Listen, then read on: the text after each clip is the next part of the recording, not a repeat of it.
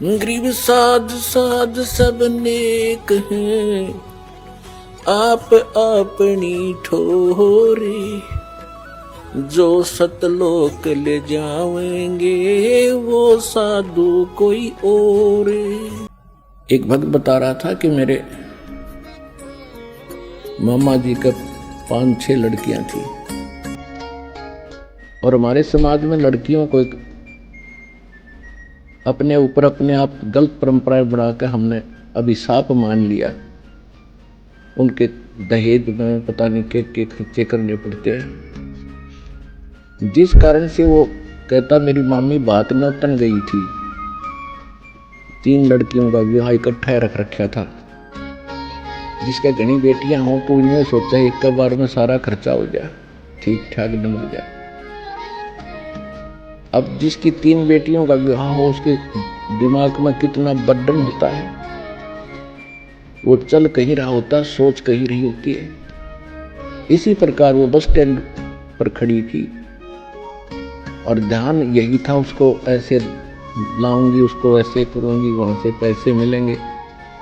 इतने में पीछे से ड्राइवर बस बैक कर रहा था और वो गलत बैक होगी और वो माई बस स्टैंड के पिलर और पोल और बस के बीच में लग गई। उसको ध्यान नहीं रहा क्योंकि वो तो सोच कहीं और रही थी।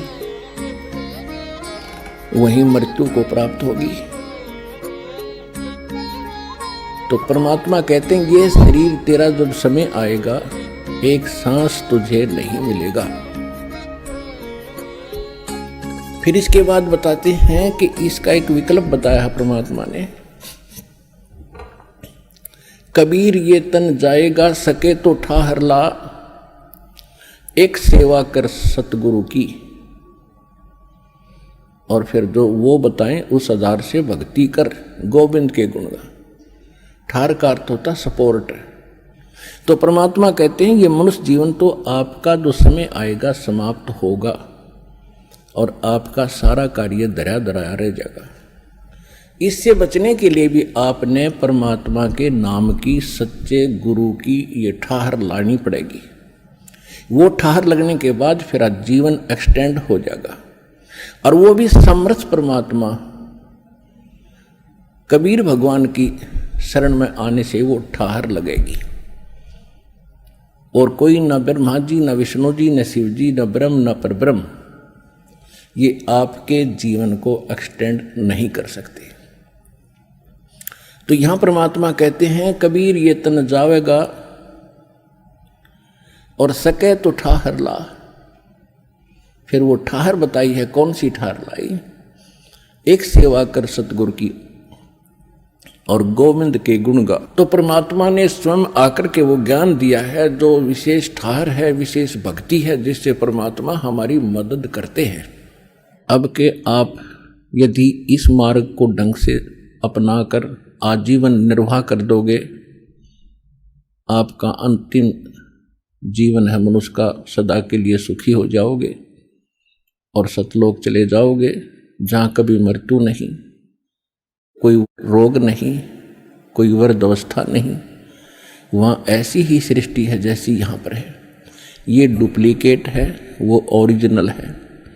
आपके वहाँ भी ऐसे परिवार बनेगा, सदा सुखी रहोगे, विमानों में चला करोगे।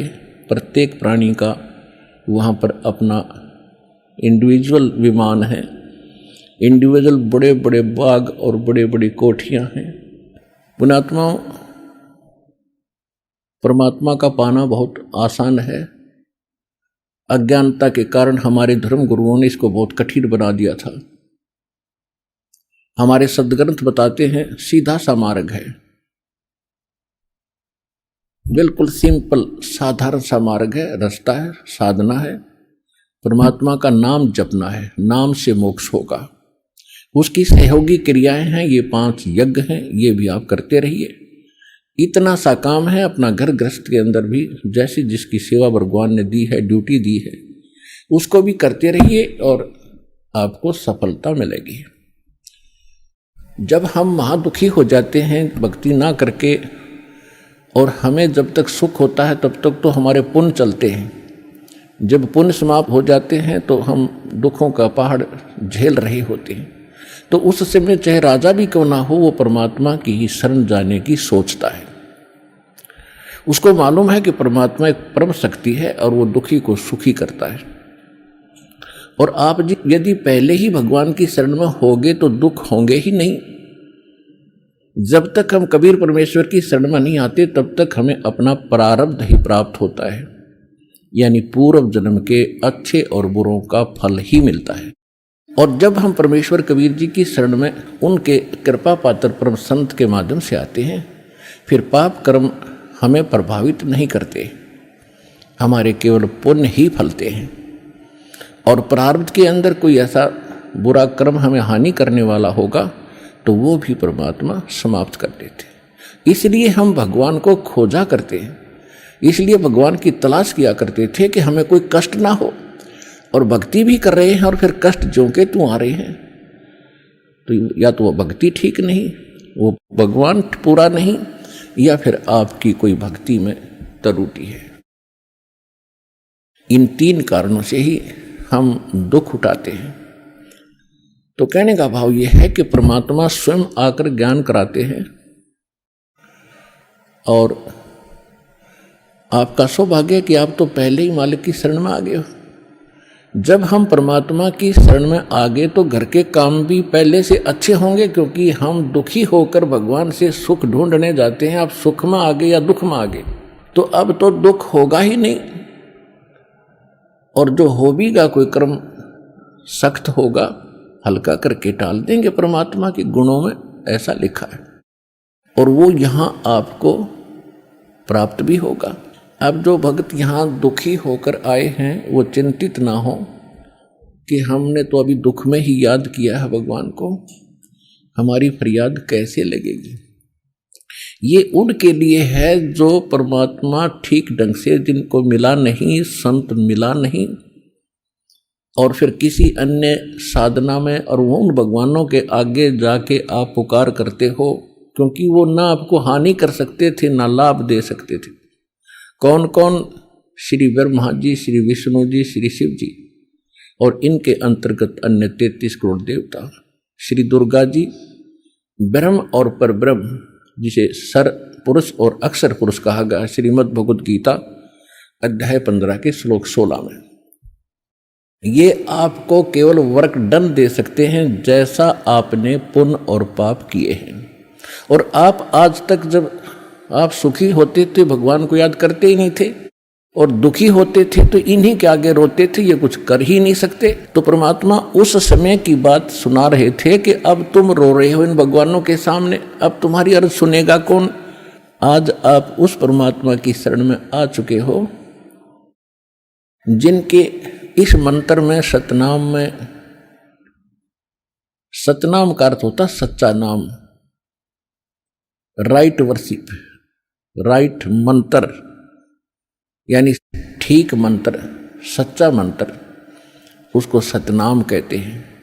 प्रथम मंत्र आपको दिया जाता है, ये ओरिजिनल मंत्र है। इसका अभी तक किसी को छींट भी नहीं लगी थी, किसी के भी ये टच नहीं कर सका था कोई भी इसको। तो ये करना अभी था इसको। तो इसका भी जिसको मंत्र प्राप्त हो गया है, इसकी भक्ति करने से भी आपके, क्योंकि प्रथम और लास्ट मंत्र, इन 7 नामों के अंदर 7 जो आपको जाप करने के मंत्र दिए हैं, इनमें प्रथम और लास्ट मंत्र जो है ये पाप नाशक है। और बीच के जो मंत्र हैं इनसे आपकी पुण्य कमाई वृद्धि होती है, बढ़ती है। और पुण्यात्माओं, आज इस विश्व में कोई गुरु नहीं है इस दास के अतिरिक्त। सतगुरु की तो बहुत दूर की बातें हैं, वो गुरु भी नहीं है। जैसे रोगी है वो रोग ही स्वस्थ हो, जिसको पुत्र की संतान नहीं है वो संतान ही हो तो बात बने। अगर संतान भी आपको आवश्यक होगी देनी तो यही मिलेगी, पृथ्वी पर कोई नहीं देगा आपने। और जो आपका रोग निवारण होगा तो यही होगा, पृथ्वी पर कहीं होगा भी नहीं, और होगा ही होगा, रोग तो निवारण होगा ही होगा। बाकी संतान भी परमात्मा अगर चाहेगा तो सब कुछ कर सकता है। उसका एक लंबा इतिहास है, फिर बताऊंगा, ऐसी बात नहीं। यहाँ हजारों ऐसे प्रमाण हैं जिनके 10-10 वर्ष, 12-12 वर्ष और 15-15, 20-20 वर्ष ब्याह न हो गए थे और बच्चा नहीं था। सारे सब आजकल तो सारे जो है ना ये भौतिक और सारे ट्रीटमेंट है, ये भी करवा के छक लिए थे मालिक ने, उनको भी संतान दे दी। ये तो कोई बड़ी बात नहीं है, लेकिन हमारा आपका मूल उद्देश्य मोक्ष हो। अब क्या बताते हैं, ये हरे राम राम राम हरे हरे, श्री कृष्ण कृष्ण हरे हरे, राधे श्याम सीताराम, राधे राधे श्याम राधे, ओम नमः शिवाय, ओम भगवते वासुदेव नमः। ये गायत्री मंत्र, ये मोक्ष मार्ग के मंत्र नहीं है, ये व्यर्थ है, यूजलेस है। गीता जी अध्याय नंबर 16 के श्लोक नंबर 23 और 24 में स्पष्ट किया कि जो शास्त्र विधि को त्याग कर मनमाना आचरण करते हैं, मनमानी पूजाएं जाप करते हैं, उनको न तो सुख होगा, ना कोई गति होगी, ना उनकी कोई उनको सिद्धि प्राप्त होगी, अर्थात यूजलेस। इसलिए 16वें अध्याय के फिर 24वें श्लोक में स्पष्ट किया गीता जी में, इससे तेरे लिए अर्जुन कर्तव्य और अकर्तव्य की अवस्था में कौन सी साधना करनी चाहिए और कौन सी त्याग देनी चाहिए। सदग्रंथों को आधार मानना, किसी के लोक वेद पर आधारित मत होना। तो श्रीमद् भगवत गीता हमारा आधार है भक्ति का, पवित्र वेद हमारा आधार है भक्ति का, साधना का। लेकिन पुराण हमारे सहयोगी हैं अध्यात्म ज्ञान को समझने के लिए।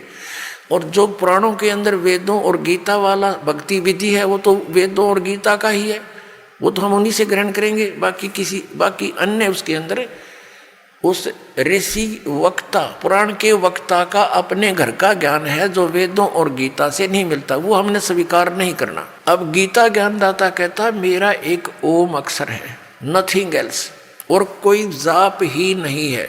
इसके अतिरिक्त कोई मंत्र जाप करता है वो अपने डले ढो रहा है, वो कंकर पत्थर इकट्ठे कर रहा है, लाल नहीं है। ये ब्रह्म सत्र का है। और इससे जो इसकी साधना करता हुआ अंत समय में शरीर छोड़कर जाता है तो परम गति को प्राप्त होता है। वो परम गति कौन सी है? ब्रह्मलोक।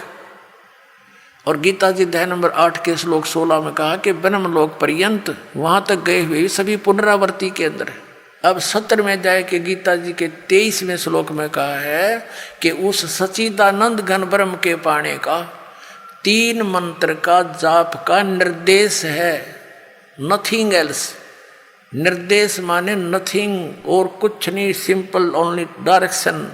ये है, देखिएगा 17वें अध्याय का और 23वां श्लोक श्रीमद् भगवत गीता। और ये 17वां अध्याय, 17वें का 23वां श्लोक है। ओम तत्सत इति निर्देश है, ब्रह्मण है त्रिविध है समर्थ है, ब्राह्मणा तेन वेदा च यज्ञा विहिता पुरा। ओम ओम तत् तत् सत सत, ऐसे यह 3 प्रकार का सच्चिदानंद घन ब्रह्म, उस परम अक्षर ब्रह्म का मंत्र कहा है। अब सच्चिदानंद घन ब्रह्म परम अक्षर ब्रह्म का मंत्र ओम तत् सत, उसको पाने का। ओम तो पुण्यात्मा सीधा है ब्रह्म अक्षर पुरुष का, और जो तत् है वो अक्षर पुरुष का, और सत है ये परम अक्षर ब्रह्म का। ये भी कोड वर्ड है, सांकेतिक शब्द है। ओम और तत् जो सांकेतिक शब्द है वो दोनों मिलकर ये सतनाम बनता है, 2 अक्षर का। और जिसका भी आज तक मोक्ष हुआ उन महापुरुषों ने इस सतनाम का जाप किया है। और जो सत्य है वो सारनाम की तरफ संकेत है, वो भी कोई अन्य मंत्र है, वो सांकेतिक कोड वर्ड दास के पास है, इस पृथ्वी विश्व में किसी के पास नहीं। महाराज जी, हमने सुना है कि आप जी श्री ब्रह्मा जी, श्री विष्णु जी, श्री शिव जी आदि देवताओं की पूजा छुड़वाते हैं, क्या यह उचित है? ब्रह्मा विष्णु महेश को हम छुड़वा सकते हैं? हम कोई बालक हैं?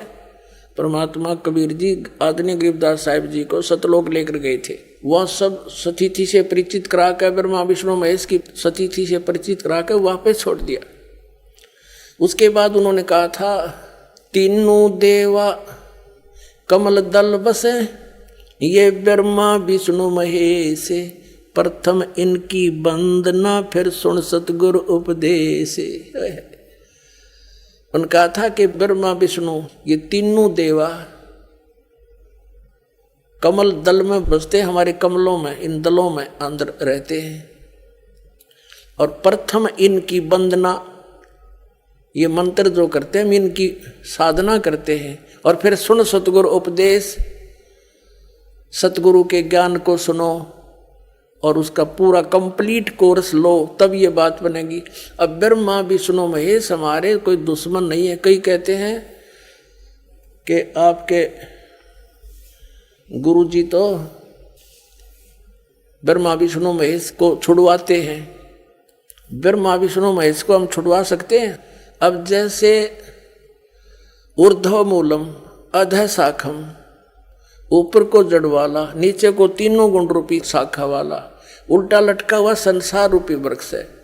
अब इसमें क्या है? ऊपर को जड़ता पूर्ण परमात्मा, नीचे को तीनों गुण रूपी संसार रूपी वृक्ष की शाखा है। तो क्या कोई शाखा को काट देगा बुद्धिमान व्यक्ति? पेड़ की शाखा को कोई काटने की कहेगा कि इसको तो फेंक दो काट के, फिर लटका के करेंगे बाकी का हम? तो कहने का भाव ये है कि जैसे परमात्मा कहा करते कि जैसे हमने भक्ति रूपी पौधा बीजना है और हम नर्सरी से कोई पौधा लाए, कैसे बीजेंगे? उसको गड्ढा खोदेंगे और उस गड्ढे में उसको जड़ों की तरफ से दबाकर मिट्टी में, फिर उस जड़ों की मूल की सिंचाई करेंगे। तो मूल की यानी जड़ की पूजा करेंगे हम, तो वो पौधा पेड़ बनेगा, उसकी टहनियाँ बड़ी बड़ी हो जाएंगी, तीनों गुण रूपी शाखा। तो उन शाखाओं का फल लगेगा और फल के लिए हम सारा प्रोसेस अपना कर रहे हैं, फल प्राप्ति के लिए हम कर रहे हैं। तो वो हमने तोड़ने नहीं होते, हमने ऐसे करना है, अपनी way of worship according to the spiritual करना है, शास्त्रों के अनुसार करना। देखना, ये समझ लो हम एक पौधा लाए तो ये है बुद्धिमता। जड़ों को गमले में यानी मिट्टी में डाला, दबा दिया और पूजा शुरू कर दी, सिंचाई। ये जड़ कबीर परमात्मा है इस संसार रूपी वृक्ष की। अब ये हमने जड़ों को पूजना है। इन ब्रह्मा विष्णु महेश की पूजा नहीं कर, हम क्या कर रहे हैं? ऐसे कर रहे हैं। ये बता बालका वाला काम कर रखा हमने, हंसी नहीं आवे। हम ऐसी पूजा कर रहे हैं, उल्टा काम कर लिया हमने। ब्रह्मा विष्णु महेश को हम इष्ट रूप में पूज रहे हैं, गमले में ला दिए ब्रह्मा विष्णु महेश और ये पूजा कर रहे हैं। तो कोई क्या कहेगा? समझदार व्यक्ति ने घर सीधा कर ले इसने, और वो लड़े, हट जा दूर, खबरदार तूने क्या कर दिया। अब देखो जड़ छोड़ दी हमने, अब जड़ ऊपर रहेगी तो भक्ति रूपी पौधा सूख गया। ये यूजलेस है, ये शास्त्र विधि को त्याग कर शास्त्र विरुद्ध साधना है, ये उल्टा बीजा हुआ भक्ति रूपी पौधा।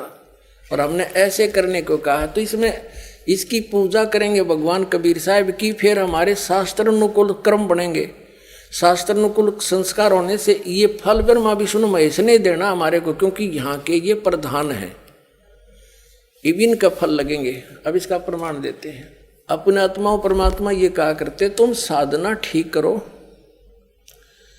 और फिर आपको लाभ होगा पूरा। अब तुम साधना कर रहे हो उनकी जो आपको कुछ दे ही नहीं सकते। अब जैसे आप किसी फैक्ट्री मालिक की नौकरी कर रहे हो, तो नौकरी उसकी कर रहे हो, आपकी हाजिरी लगकर तनख्वाह बनकर कैशियर के पास आती है, अकाउंटेंट के पास आती है। अब तनख्वाह तो देंगे अकाउंटेंट और वो कैशियर, लेकिन वो देंगे आपका वर्क डन, और वो भी उस मालिक की मजदूरी करोगे। तो यदि उस आप लागे अकाउंटेंट और कैशियर की जूते साफ करन, उसकी प्लेट धोना, वह नौकरी दी छोड़ आपने, वो खाक देंगे आपको, जो कहें भाज चाह भी ना पाओ टाइम पे। तो इसी प्रकार हमने पूजा तो करनी है, मजदूरी तो करनी, इष्ट रूप में तो पूजना परमपिता को, कबीर साहब को, और फिर उससे बनेंगे हमारे शास्त्र अनुकूल जितने भी शुभ संस्कार फिर देंगे। यही यहाँ पर जब तक आप यहाँ रहोगे तो यहाँ के ये प्रधान है, इन्होंने हमारा वर्क डन देना है। जैसा कर्म करेगा फल देगा भगवान, इनका ये आखिरी विधान था। तो ये भगवान तो वर्क डन ही दे सकते, इसमें ऐड नहीं कर सकते। और फैक्ट्री मालिक बनवाने करा के दे दे तोहफे में, यानी परमात्मा हमारे मालिक हैं, मालिक तो कुछ भी दे सकता है।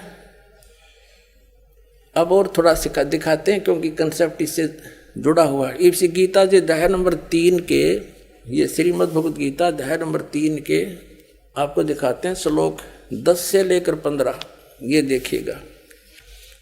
श्रीमद् भगवद गीता अध्याय नंबर 3 के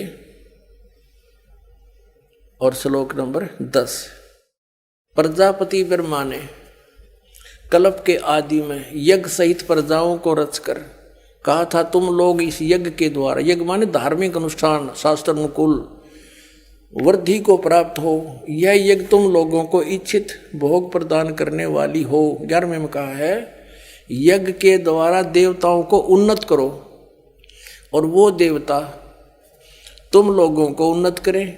इस प्रकार निस्वार्थ भाव से एक दूसरे को उन्नत करते हुए तुम लोग कल्याण को प्राप्त हो जाओगे। 12वें में फिर कहा है, यज्ञ के द्वारा बढ़ाए गए देवता, बताओ देवता ने क्या हम पकड़ कर बढ़ावांगे, खींच कर बढ़ावांगे उन्हें। अब ये विधि बता रखी है कि शास्त्र अनुकूल साधना करने से, जड़ की पूजा करने से ये तीनों देवता रूपी शाखा बढ़ जाएंगी, बड़ी हो जाएंगी, फिर ये फल देंगे। देखिए, यज्ञ के द्वारा, शास्त्र अनुकूल साधना के द्वारा बढ़ाए हुए यानी बढ़े हुए देवता, ये तीनों शाखाएं तुम लोगों के बिना मांगे ही इच्छित भोग निश्चित देते रहेंगे। उन देवताओं को दिए हुए भोगों को जो पुरुष उनके बिना दिए स्वयं भोगता है वह चोर है।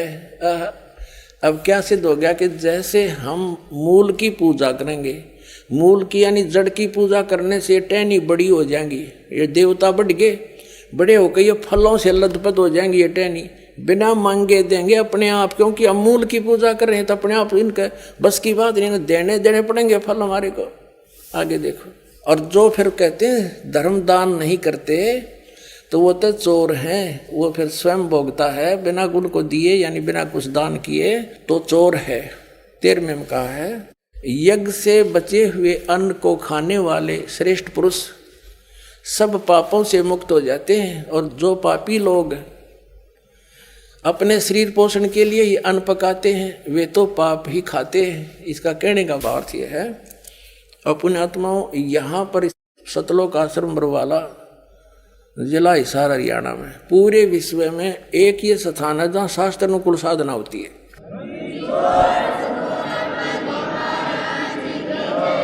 ये क्या बता रहे हैं, यज्ञ से बचे हुए अन्न को खाने वाले श्रेष्ठ पुरुष संत यानी अच्छी आत्मा तो सब पापों से मुक्त हो जाते हैं। हम सबसे पहले परमात्मा का भोग निकालते हैं, भोजन का भी, हलवे का प्रसाद बनकर आता है वो भी, उसको भगवान के भोग लगाकर फिर शेष अन्न को वितरित किया जाता है। तो ये कहते हैं, यज्ञ से बचे हुए अन्न को खाने वाले संत, साधु संत भक्त, यज्ञ से बचे हुए अन्न को खाने वाले संत है यानी साधु संत भक्त आत्माएं, अच्छी आत्माएं सब पापों से मुक्त हो जाते हैं। अब कहने का भाव ये है कि यहाँ पहले भगवान को भोग लगा के शेष बचे हुए अन्न को उसके बच्चों को वितरित किया जाता है, वो महापाप नाशक बन जाता है। तो यहाँ आओगे तो सारी साधना मिल लगी आपने, तो सब पापों से मुक्त आप होगे। ज्ञान सुनोगे, धर्म यज्ञ, ज्ञान यज्ञ, प्रणाम यज्ञ, सारी यज्ञ, सब साधना, पूरा ट्रीटमेंट दिया जाएगा। फिर कहते हैं जो दान धर्म नहीं करते वो तो चोर हैं भगवान के। जिन हर की चोरी करी और गए राम गुण भूल, ते बिदना बागुल किए वो फिर झूले उल्टी झूल। कहते हैं जिन हर की चोरी करी, भगवान ने जो आपको दान दिया है, धन आपके संस्कार में, उसको आगे दान जो नहीं करता वो तो चोर बताया भगवान का। तो फिर क्या बताते हैं देखिएगा, आगे इसमें निष्कर्ष निकल रहा है। 3रे अध्याय का हमने ये 13वां श्लोक पढ़ लिया। यज्ञ से बचे हुए अन्न को खाने वाले श्रेष्ठ संत माने आप अच्छी आत्माएं सब पापों से मुक्त हो जाते हैं, और जो पापी लोग अपना केवल कमाया और खाया वहीं तक सीमित हैं वो तो पाप को खाते हैं। अब 14 और 15 में एक निर्णायक ज्ञान दे दिया। पहले इनका अनुवाद पढ़ाएंगे इंजीनियरों का, फिर समझ में आएगा। संपूर्ण प्राणी अन्न से उत्पन्न होते हैं।